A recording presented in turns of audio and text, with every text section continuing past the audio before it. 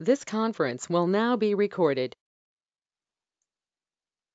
Hi, everyone. Thanks for joining us today. We're here to talk about preparing your workforce for the future, understanding the moments that matter. I'm here. I'll introduce myself first. My name is Chris Mullen. I am with UKG. I'm the executive director of the Workforce Institute.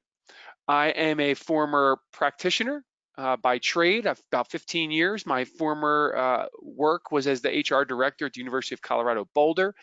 I have a PhD in leadership and higher education from the University of Northern Colorado, as you see there. And I spent much of my time, about 7 to 8 years, actually it's really 9 now that I think about it, on researching work-life balance and the use of mobile technology. I'm also a member of the Forbes Coaches Council, and there's just a little bit underneath there, that last bullet of some of the places I've been featured, my work and my writings and presentations.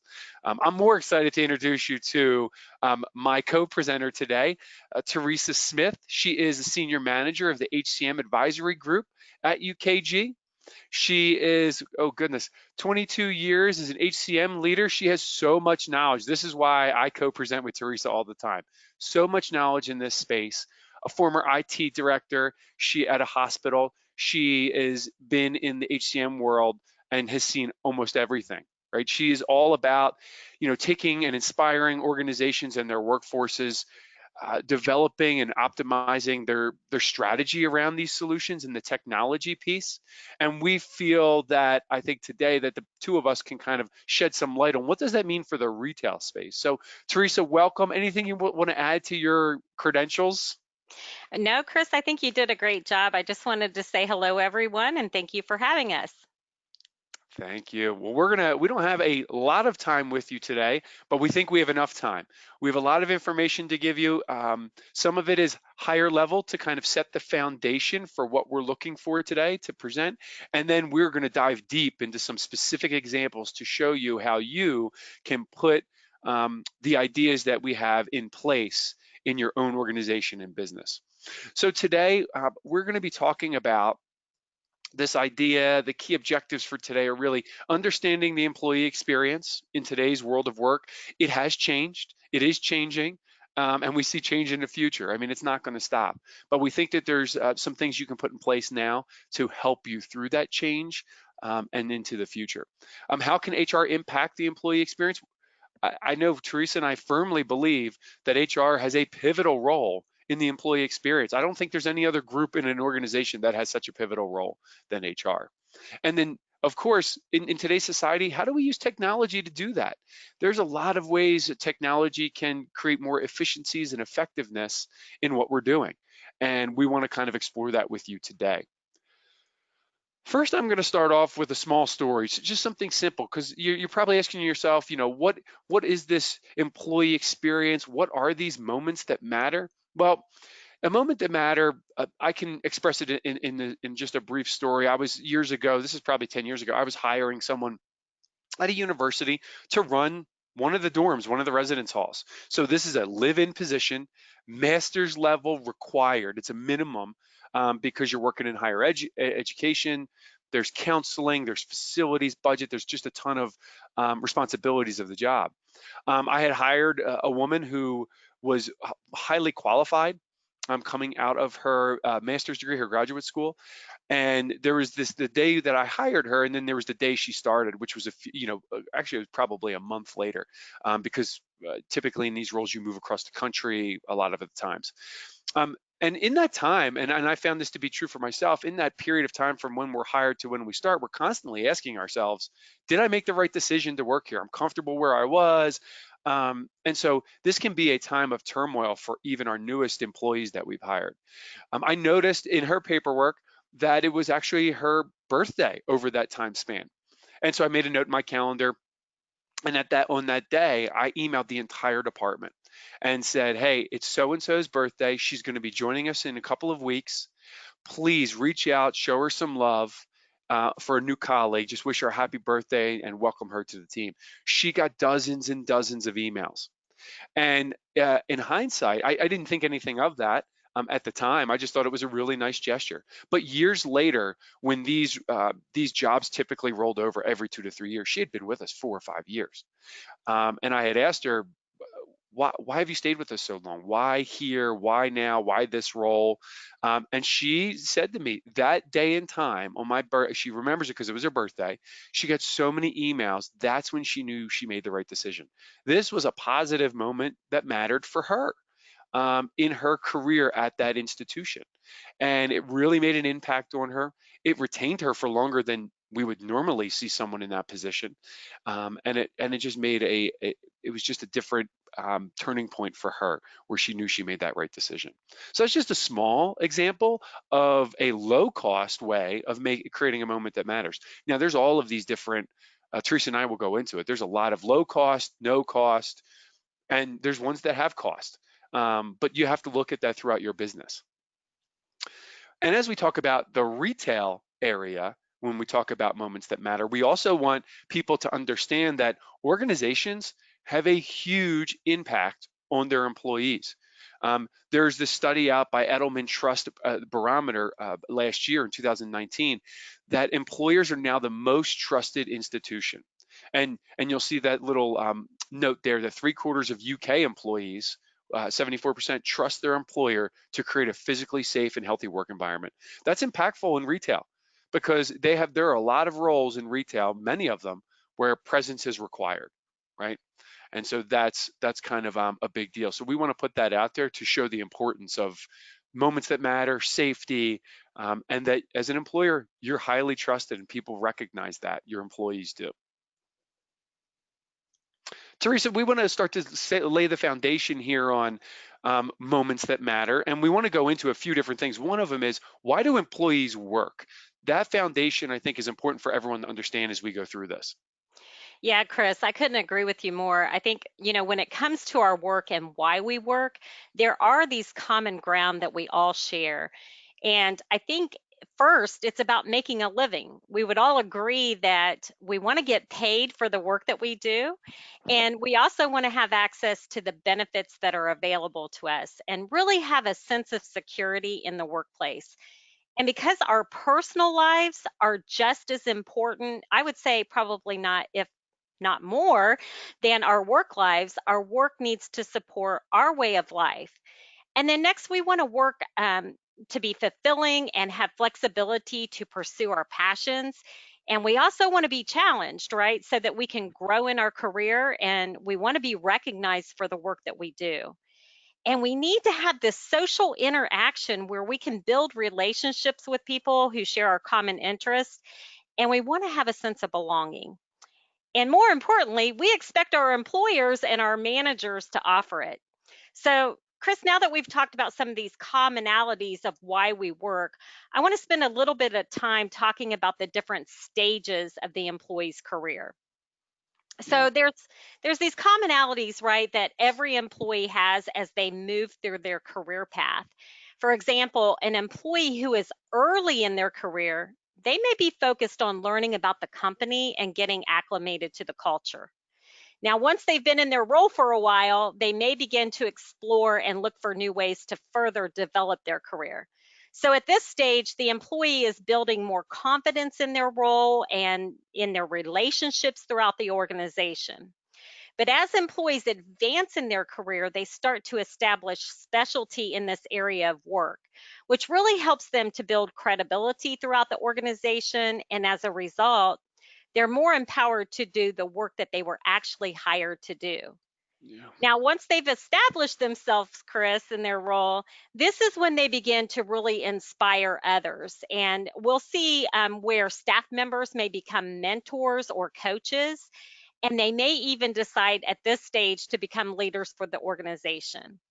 So as they progress along that career path, well, they start working towards retirement. And this stage is where they're going to be more comfortable in their role, and they may even start shifting some of their priorities so they can prepare for alternative career choices once they do retire. So the one thing here, I think, Chris, is that these stages can often blend together. So if an organization has employees who are a little more advanced in their career, but they take on a new role or they move to a new location or department, they could find themselves revisiting all of these various different stages. So I think it's really important that we understand the different stages and why we work, but we also need to truly understand the whole employee. So when you understand why we work and these different stages, that's really only part of knowing the entire employee. In fact, there are many variables with employees that we may not actually realize. There's this personal side and this professional side to all of us, and they're closely intertwined. But keeping it all in balance, Chris, that can be a very difficult task. Certainly So, can. right. So I think that how their journey is with the company really has a direct impact on them, and that experience impacts the company. So, Chris, I think it's important that we understand and see the whole person. Yeah, Teresa, you're right on this one. And as I said at the beginning, this is where I spend quite a bit of my time. And when we talk about the person, it's not just what we see at work, right? As you see come on the screen, deadlines and schedules and trainings, and they could be a manager. We see a whole lot of other things. And as a manager myself, a people manager, I may know about my employees, what's happening on in their personal life. I may know that they're married, that they may have children and friends, and some of their hobbies. I think good managers know those types of things about their employees. And even good managers don't know everything. There are things in the background that we just don't know, that people don't feel comfortable sharing. Maybe it's not appropriate, or it's something that they want to keep personal, and that's okay. But the whole person is there, whether we like it or not. Um, Employees now are looking at companies that treat them as the whole person and understand that they have something to do outside of when they're at work. And we do understand that that makes them better people. The idea that if one of my hobbies could contribute to my work, maybe it helps me um, create grit or tenacity. Think of like running marathons or something that can help me in a project, because I've run these marathons. I've learned to persevere or push through some resiliency, and that can be translated into the work. And I think that's important. But as a business, what are you doing to differentiate, you know, yourself for a thriving employee experience? We have to understand that if we're bringing the whole person to work, what does that mean, right? What is that? How do we create this thriving employee experience? So, Teresa, can you talk about how companies can create this differentiated employee experience? Yes, Chris. I think as HR leaders, right, we have an opportunity to create a better employee experience during these times of uncertainty, especially. And it's all about understanding the industry trends that are affecting the business. In fact, Gallup did a study and it showed that the employee experience is the journey the employee takes with your organization. And this covers all of the interactions the employee has with your business before, during, and even after their tenure. So I think it's really important to create an experience that will help you to attract, develop, and retain the workforce to really drive the business forward. So the employee experience is really comprised of a series of moments that Chris and I call the moments that matter. And it involves three main areas. It's the physical experiences, and this is things like the workplace environment. It could be like the facility, the break room, and even the parking lot. Then there's the human experiences, and this is related to the employees' interactions with others. This is their relationships that they have with their managers, their colleagues, and even your customers. And then finally, we move on to the digital experiences. And this is related to opportunities and tools that really allow your employees to perform their jobs. And I think with more and more people working remotely, those lines between work and life can get less clear. And it's about identifying and layering the personal moments that matter as well as the professional moments. And Chris, I know work-life negotiation is a big conversation that you have with a lot of organizations. You want to touch on that for a moment? Yeah, I think it's important to understand that balance isn't really the answer. I see it on a scale, and then it depicts your work and your life separate, and then also against one another. As one goes up, the other goes down. I think it is more of a negotiation of each day or each week or season of life, that you're negotiating what is maybe more important or takes precedence or priority during that day. Maybe you have maybe some of the employees have kids who are playing sports, or right now with the world of change that we're in. While I understand the retail sector and industry, there is this presence where you have to be there to be able to sell in the stores. A lot of times there's a lot of online commerce, so you still might have some folks working from home. And we have to understand that even working from home is different. Even if you did, I mean, Teresa, you and I, a lot of the time when we're not traveling, are at home. And for the last 2 years, I've been working from home. But it's totally different. I got 4 kids at home, using up all the bandwidth and trying to educate them and help them through their school during the day. So my day gets disrupted. And so we have to negotiate what, when, where. And for those who have hourly employees who have to be on the floor or in the brick and mortar, it's still important to provide that type of flexibility for them, and have an understanding of what their needs are, because that builds this trust and this bond with the manager and the company, that if they have a great flexible schedule that allows them to have their personal life and also work and make money, they're going to love working there, and they're going to want to stay and be retained. Yeah, absolutely. And, if anything is out of balance, right, between the personal and the professional, it can have a significant impact on job performance and Yeah. motivation. So I think all of these add up to these professional moments that truly do matter. So, what are the moments that matter to your workforce, right? That's the big question. So, Yeah. think about your entire workforce, which can be a mix of hourly, supervisors, salaried professionals like management and executive leadership. And we talked about some of the commonalities that they all have earlier. Now let's talk about what they need to be successful. So for your employees, right, they want their work environment to be flexible, like Chris talked about earlier, right? That really enables them to work their way and allows them to easily work from anywhere, particularly with so many employees that are working from home these days, like Chris Yeah. talked about. So they need technology that's going to be user friendly, that really allows them to do simple tasks. It could be things like checking and swapping schedules or requesting a day off, and they need it all on the go. And then for your managers, they need tools to help them work smarter, that really provides them with data that they need to make those critical business decisions. So they need to have access to real time information that can help them make split decisions in a moment. Yeah. When managers have this type of insight, Chris, it can improve productivity and even help them to control labor cost. Now, your executives, right, they're a little different, but they need visibility into the entire organization so they can make better business decisions and really drive the business forward. So, Chris, how can we address those moments that matter for the employees? Yeah, and I just want to point out on this slide, and I know Teresa started out that this is that they're simple, shift swaps. They are simple when you use technology. When you don't, it's an arduous process of calling people. I mean, something as simple as that has a huge impact. Yes. And I don't think we, as HR professionals, operations leaders, we should be looking at these types of simple efficiencies that have a huge impact and can make someone's life a whole lot easier.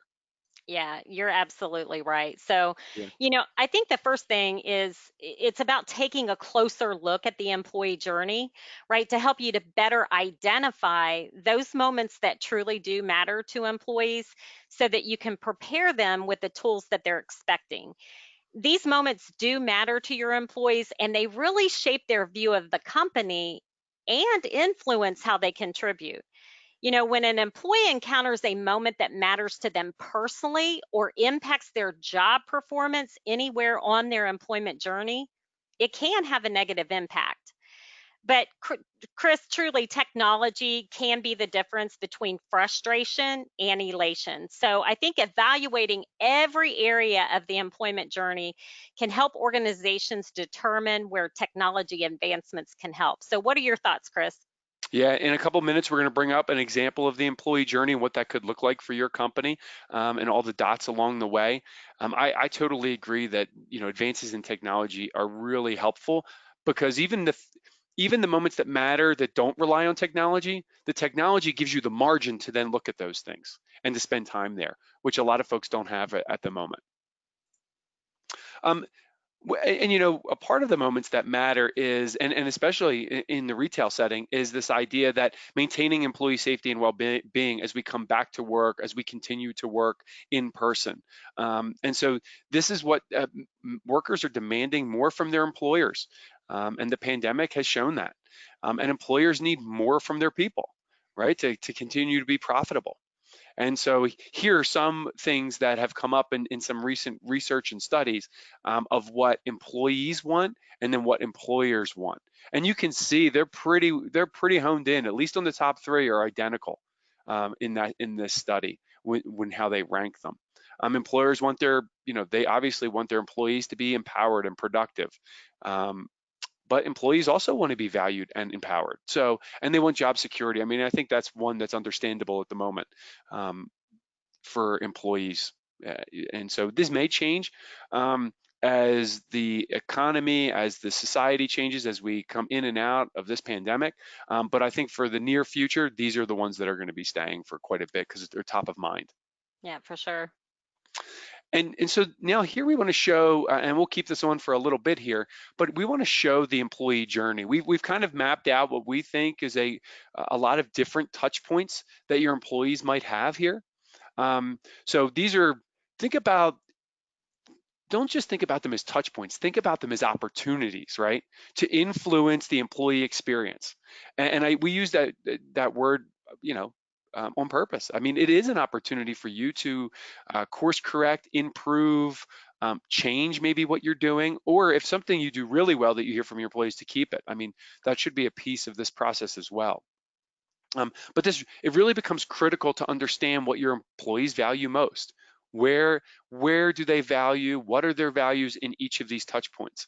There are experiences, as you see on here, that happen once a year. Something, like setting goals. There are experiences that happen monthly, and maybe that's continuing education or development and training. And we see that today from safety protocols or things that are going on when you're in brick and mortar or in the store. And there are experiences that that happen more often, maybe on a weekly basis. Something like pay stubs, pay statements, checking in and out is more of a daily, but then you also have submitting your time card. That happens kind of on a weekly, bi-weekly basis. And I mentioned the every day, like clocking in and out, or maybe viewing your schedule so you know when to go to work. But we've identified some of the most common pain points and have worked out solutions to help for a greater experience. So we're going to dive deeper into a couple of these so you can see what are the pain points for this one that we see from an employee perspective, from an HR perspective, and then what are some potential solutions that you should consider. And these are not exhaustive, but we want to show you that this can be done for any of these points along the journey. So I think today we had decided, Teresa, which one were we going to start with first? I think it was Attached to hours or oh, schedules, either one. yeah. Yeah. Let's do a testing to hours. That's something that happens on a daily basis. And maybe it's not just a testing hours, but maybe it's a testing to health now with things, how things are going. So we'll click on this one and you'll see we'll bring up the screen here. I'll go over the employee pain points as we see them when they're testing hours. The attestation process just could be difficult. Maybe it's not as automated as it should be because it's manually tracked. That can be really arduous for employees. And then there's the unclear descriptions, right? To identify their need to attest. Are they attesting to meals? Are they attesting to hours, accidents, health? And then, hey, if it is manual, if there's nothing pinging them, then it could be the difficulty to remember to even attest. I mean, I've been working with hourly employees for a long period of time, and it will surprise you how many of them even forget to clock in and out. But I'm probably speaking to the choir with the folks on this session, as they probably see it all the time too. And you think, how do you forget to clock in on a day when you're coming to work? But people do. You just never know. Maybe a problem happens as they walk in the door and they just jump right in. There's a lot of good reasons. But these are some of the pain points that employees could see due to manual processes. Yeah, Chris, and I think, from an HR and a manager perspective, a lot of organizations may not even have attestation in place, right? So if there's no process involved for the employee, it can put the company at risk from a compliance standpoint. So that puts extra pressure on HR to manage that, to get the information that they need. And then when we think about it from an accuracy standpoint, that can really have a lot of issues around accuracy when there's a lack of tracking, when there's mistracking, when they're using different descriptions for attestation. That can be really huge. And it does expose you to audits and penalties if you're not Mhm. following the requirements that are required for tracking your attestation. I Yeah, think typically a couple of those will pay for technology itself. You get a couple of audits or penalties, whew, not fun, not you not cheap. You are so right about that. So, you talked about technology and how it can help. And not only does it help to enforce the policies when you are using consistent rules and processes out there, and the language is the same for all employees, regardless of their location. Another idea is to insert these health reminders into an attestation process. Instead of just covering that normal compliance concerns that you may have, you may want to add a health related attestation question when employees start a shift or they're coming back from a break. For example, did you wash your hands? All of this can increase the odds of not only a sanitary environment, but also reinforce your policies and help keep you compliant. Yeah, so true. Yeah, I think automation is a key here because as we said earlier, technology can then free you up to do other things. So your HR folks and your employees aren't worried about, did I remember to do that? It automatically, is in their face, almost like on your phone on an app. It's a notification that comes up at a specific time that you determine, and then it can be not forgotten, but at least it's automated in that sense. And then you can spend your time and your thought process on other things. For sure, for sure. Yeah. So we've kind of gone through attesting to hours, and now we wanted to kind of look at this. The next one on the journey was viewing schedules. And this is another one that can happen daily. It could happen weekly, depending on when you put out your schedules. But we thought it would be good to dive deep into that one. As we see here, some of the employee pain points for viewing schedules could be, are they accurate? Do they change each week or every other week? Maybe they don't have set days and times because of the labor flow that's needed on the floor or in your buildings or at work. They could have difficulty accessing it. Gosh, I remember. I mean, this is really a couple decades ago when I worked in retail. Um, I would have to call the store to find out when I needed to show up, or go to the store, an extra trip that I didn't get paid for to go get my schedule. To be honest, it wasn't fun. That was not a positive moment that mattered. It was like, oh, I got to do that again, right? I got to make the effort. And things really have changed when it comes to the retail industry, I think. Now you have folks checking temperatures on the way into stores. I was a greeter at one point, but they've been replaced with greeting and now checking temperatures. But really, from a viewing schedule, not just accessing but maintaining it could be difficult. What if I'm scheduled to work in a couple days and something has come up and I can't make it? How difficult is that to you know the schedule flexibility there? And then outdated information. How quickly is it outdated? If it's manual, then it could be outdated the minute it's printed. But when you have some sort of automation or technology, it's updated in real time. But these are some of the pain points I think if you have manual processes, your employees are feeling right now. Yeah, Chris, I mean, you are spot on with that. And I think it's so important, especially if we think about folks and companies that are ramping back up, right? Yeah. So they're bringing employees back. Employees, they have to have access to scheduling from a mobile device and a way to communicate with their team and their managers, right? It may even be HR that they need to communicate with.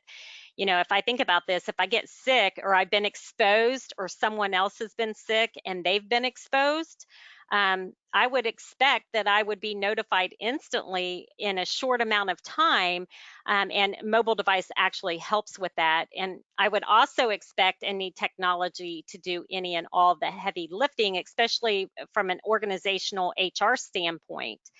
I'll give you an example of this. You know, if I need to drop a shift for whatever reason, I should be able to open up a mobile device, drop my shift, and have it notified me of someone in the organization with the skills and certifications required for that position, so that they can pick up that shift and the manager doesn't have to do, any of the heavy lifting at all.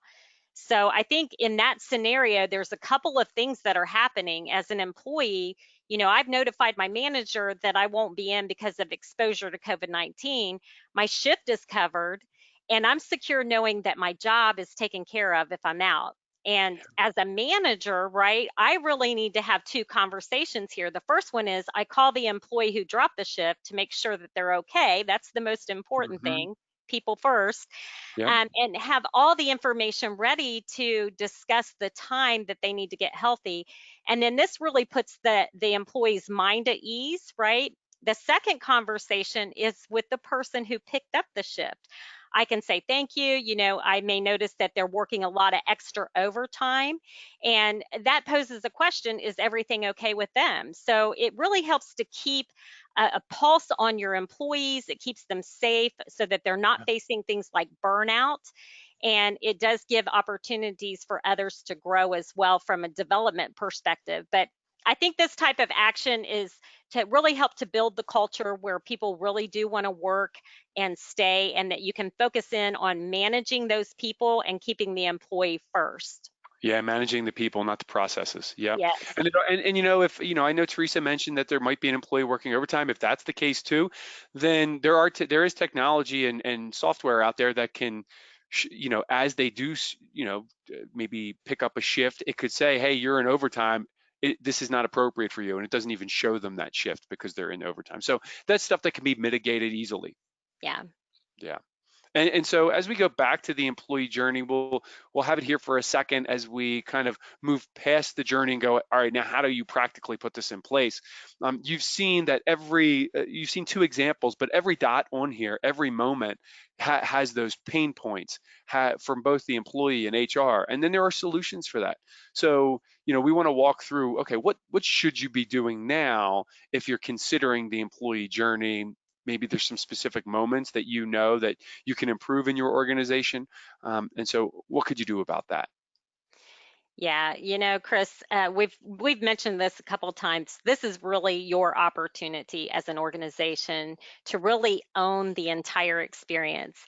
In order to create a compelling experience, you want to make sure that you're thinking about it holistically and that you're looking at the opportunities through the entire life cycle. So if you're spending all your time focused on recruiting and onboarding, and you really haven't put a lot of time and energy into the things like engagement and retention strategies, it's probably not going to create a very good experience. So I think it's worth noting here that along with great expectations, and experiences comes those expectations. So if you've set that precedence at the beginning of the life cycle, you want to make sure that you're living up to it throughout the entire employee career path with your organization. So Chris, Yeah. how do we get there? Well, great question there, Teresa. We want to just say that you know there's some data out there, and we want to just show this to kind of hit the point home is that 97% of the firms in this study right here that you see claim to be future ready. So their HR technology enables the capability for the firm, and so there is this relationship between HR technology and organizational agility. And because if you're stuck in manual processes, I know I worked at a place years and years ago that was, and it really hampered the experiences. It hampered some folks' work because their whole job was manual, and they couldn't really do all the I say fun or cool things because you know as an HR practitioner, working with people and building relationships is fun and cool, but they couldn't do those types of things because they were so into the manual process and couldn't get out of that cycle, that loop. So it's important to know that technology can help you with that agility. Yeah, Technology, definitely. yeah, go ahead. And then technology can help us with safety and well-being, Teresa. Yeah, definitely. And I think that that's a necessary component of any working safety initiative is to identify risk and really notify employees in a timely manner. We talked a little bit about the attestation and the schedules in our employee journey, but there are other ways out there to manage employee safety and well-being with things like contact tracing tools. Mhm. And these types of tools can really help you to identify who may have been exposed to COVID 19. Then you can build out workflows that can be utilized to route and track the employee requests or updates. You can also do things like automate daily check ins that will affect your people. And you can also provide searchable, personalized knowledge base based on information of the spread of the disease and around your company policies as it relates to this and procedures, and really prepare your employees when they do return to work and how you can better manage that overall. So, Chris, I think all of this becomes powerful tools for organizations to provide psychological and physical safety for their Mhm. workforce. How do they get started? Yeah, and I think those are really good examples, which is why we put them in there on creating an employee-centric experience, right? You can see it in either the contact tracing, you can see it in something as simple as attestation, that there's transparency because it's notifying them that they have to attest to something, right? Then it gets recorded. It's personalized because it's not everyone all the time. It's when you come in and maybe clock in, that's when you're having to attest. And then it's real time. It's being recorded in real time. It's up to date. There's speed and timeliness. There's no papers. There's no physically asking of questions. Like I have to go talk to my employees to make sure they all wash their hands. That was a good example that you had, Teresa, and it's tech enabled. All of this creates this, what you talked about earlier, this simple and easy point experience, but it's really massive. It's simple because the time that the employee's doing is short, but it has a bigger impact on everyone. And it's just simple that way. So people should see each part of the journey, how can they make it employee centric, these experiences through these 4 different areas. Anything you want to add here, Teresa? Yeah, no, I think you really summarized that great. I think that the important thing is to really start looking at your employees, right? And Mhm. really get to know them, get to understand them. And I think, in fact, we have a homework assignment. Yeah, you want to go through this one? Yeah, sure. So I think over the next few days, right? I would say to really understand who your employees are. We talked about that early on. We get it. Some of you may have a larger amount of employees, some may have smaller, but really get to know your employees. And here's some great questions that you can ask. Know who your employees are and the different kinds of worker types that you have. Technology can help you with that, right? You can really drill into your HCM technology to get this kind of information, but find out what's important to them personally and professionally. That's going to help you to dive into some of their drivers, what's really driving them to work. And then also understand what are their pain points? What are some of the difficult things that they're dealing with that's keeping them from being productive or being engaged? And what are the moments that really matter to them? This is going to help you to identify what's most valuable and where you have opportunities to really make some really good improvements. And then you might even ask yourself, what are the moments that you just can't miss out on? Maybe it's the Mhm. attestation, maybe it's the scheduling, right? All of these can have a direct impact on the organization. So think about these things as it relates to the kind of experience that you want to offer and be known as for an employer. Yeah, compliance is probably one of those foundational ones. But and it's important and it should be foundational. But how do you make it easier for your employees? Right. I think that's a really good case. The researcher part of me, the academic in me, loves these questions. And if you really want to ask your managers what they think of these questions for the employees, and then ask the employees and compare, then you'll really see how well they do your employees, how well your managers do too. That'd be an interesting survey or research there. Yeah, that's a great point. Well, and so how do you continue to get started? Well, Teresa talked about that some of those questions. That is the place to start. That's starting with the employee in mind. Those questions are employee-centric, and it gets you to know them better to see where you can start on your journey, on the employee journey. Define what kind of experience you want to offer, right? If you do and ask those questions that Teresa just talked about, you're going to have a lot of great ideas. I mean, you should be filling pages full of ideas of things you can improve or keep. Now, I like to bucket things in what is low-hanging fruit. So maybe it doesn't take a lot of time or a lot of money, quick changes that will impact everyone right away. Those ones, I love that bucket. Yeah. Quick wins, you increase the trust amongst your employees because they saw you asking these questions and now you're doing something about it. There's another bucket of more longer term projects that probably take time, resources, money, right? There's a lot of different things that it could take, and maybe you phase those in. That's important to know too. It's important to tell your employees, here's a longer term project we want to work on. Here are the different phases of it and how we're going to deploy it. I think that's important to know too. So as you kind of go through this and have some solutions, have a plan to put them in place. But you really need to be intentional about this. And that goes back to aligning your technology strategy, your stack. What technology do you have that can help you through this? What technology do you need? Knowing that you need to create better moments that matter to retain employees or to recruit employees. And so technology can, as you've heard us say, go a long way. And this is something, I don't just preach it, I did it. Before I had my current job, when I was an HR practitioner, I deployed quite a bit of software to improve processes and to create better moments that matter for not just my employees, but think of an applicant tracking system. You can now impact everyone you're recruiting to come work for you.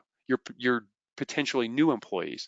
They are there and they're getting a great experience off the bat before they even talk with you. Anything you want to add here, Teresa? Yeah, I think you nailed it there. I think all of those are critical and will really help organizations to start taking a closer look at that journey and really helping to make a compelling experience for their employees. Yeah, we want to thank everyone so much for your time. We hope that this was insightful. It was a lot. We're not going to deny it, but we hope that we know we gave you some practical ways you can go about doing this. This is the same thing that we do for our clients and when we do consulting work, and we walk them through these steps to kind of better understand their employees. Yes, definitely. So we just want to say thank you and feel free to reach out to Chris or I. If you have any questions, we're happy to help address those. Yep, there's our information right down there below. We want to thank you again and have a great rest of your day. Thank you, everyone.